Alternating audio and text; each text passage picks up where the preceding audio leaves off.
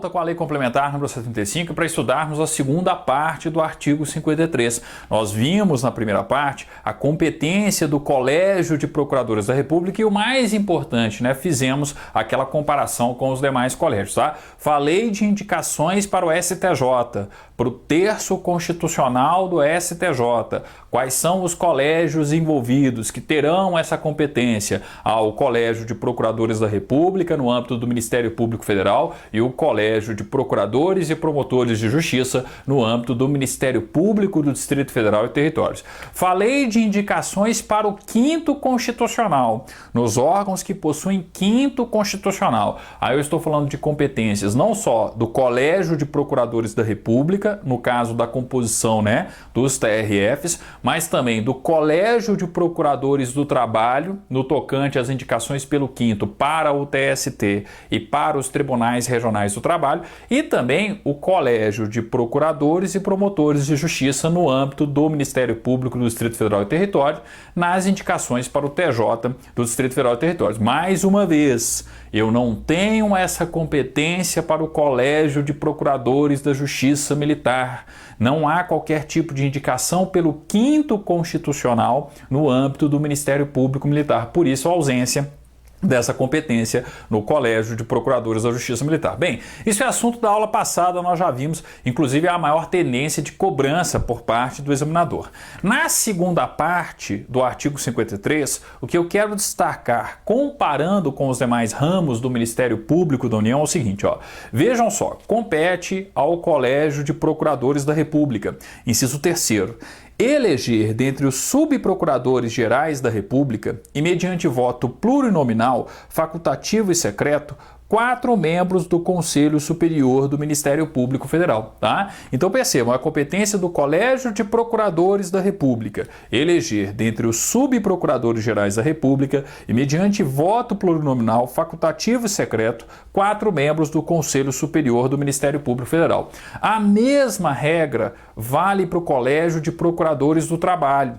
Eu tenho como competência, no âmbito do MPT, do Colégio de Procuradores do Trabalho, eleger dentre os subprocuradores gerais do trabalho e, mediante voto plurinominal, facultativo e secreto, 4 membros do Conselho Superior do Ministério Público do Trabalho. E o mesmo vale para o Ministério Público do Distrito Federal e Territórios, tá? Com a respectiva ressalva, né, da denominação ali, não tem subprocurador, eu tenho procuradores de justiça. Então, no âmbito do Ministério Público do Distrito Federal e Territórios, eleger dentre procuradores de justiça e, mediante voto plurinominal, facultativo e secreto, 4 membros do Conselho Superior do Ministério Público do Distrito Federal e Territórios, tá? Mais uma vez, qual que tende a ser a pegadinha do examinador? Colocar o Ministério Público Militar. Eu não tenho essa competência, tá? No âmbito do Ministério Público Militar, do Colégio de Procuradores da Justiça Militar, tá? Então coloca aí, ó, eu tenho essa regra para o MPF, para o MPT e para o Ministério Público do Distrito Federal e Territórios, com as devidas adaptações. E ela não existe para o Ministério Público Militar. Mais uma vez, a tendência de questão, a tendência de pegadinha é envolver o Ministério Público Militar, tá? Inciso 4º, e aí vai estar presente em todos os colégios, tá? De todos os ramos do Ministério Público da União. Opinar sobre assuntos gerais de interesse da instituição. Questão óbvia, né?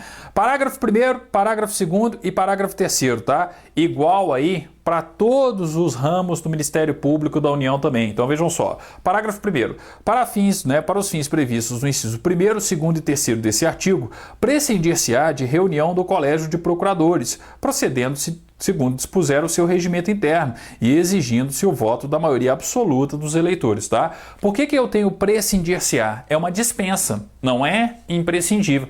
Óbvio, né? Se eu falo que todos os membros das respectivas carreiras integram os respectivos colégios, já pensou fazer uma reunião com todos para exercerem as atribuições descritas aqui e adaptadas, né, a cada um dos colégios, no âmbito da competência de cada um dos colégios? Não faria sentido. Então eu não preciso de ter uma reunião.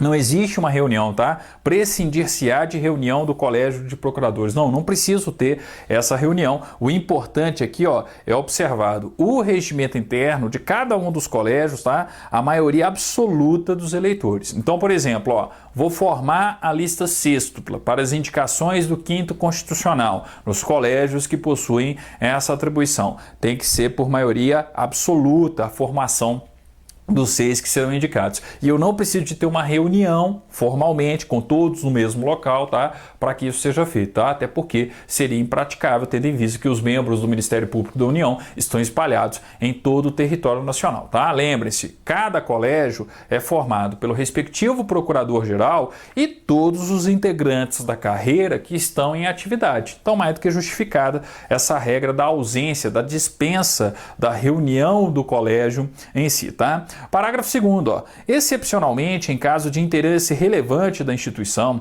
o Colégio de Procuradores reunir-se-á em local designado pelo Procurador-Geral da República, desde que convocado por ele ou pela maioria de seus membros, tá?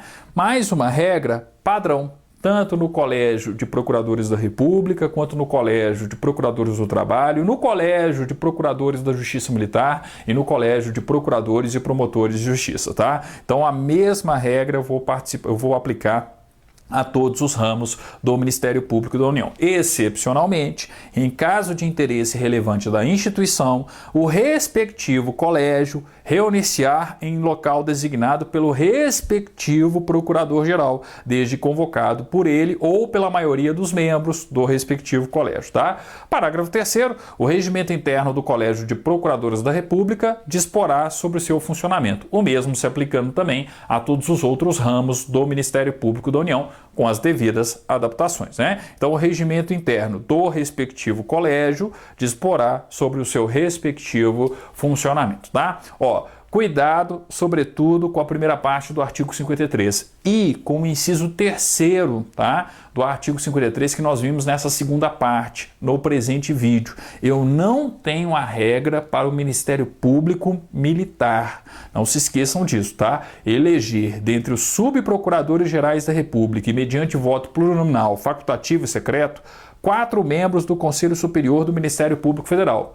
O mesmo se aplicando ao Ministério Público do Trabalho, ao Conselho Superior do Ministério Público do Trabalho e também ao Ministério Público do Distrito Federal e Territórios, ao Conselho Superior, mas lembrando que não existe subprocurador.